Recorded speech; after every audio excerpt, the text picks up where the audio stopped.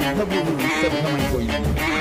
ఓడిపోయిన అవతార్ రాక్షస కాళ్ల కింద ప్రాణం కోసం దేవుని ప్రార్థిస్తున్నాడు. ఆ సమయాన భూమి కంపించిపోయింది.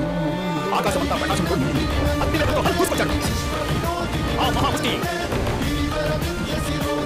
గణేశుడు శంఖం పూరించగానే ఆకాశాన్ని చీల్చుకుంటూ వచ్చిన పెనుగాలి హల్కను మైళ్ల దూరం విసిరేసింది. కోపంతో రగిలిన హల్క్ గర్జిస్తుండగా గణేష్ అతని చేతులు పట్టి పట్టు విప్పకుండా ఆకాశం గర్జించింది. ఆ క్షణంలో గణేష్ పంచ్ హల్ ముఖాన్ని పగలగొట్టింది.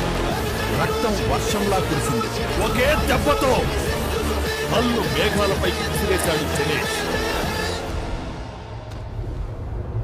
త్రిశూలం గర్జనతో విసరగానే హల్ తల శరీరం నుండి వేరై యుద్ధభూమి రక్తంతో నిండిపోయింది.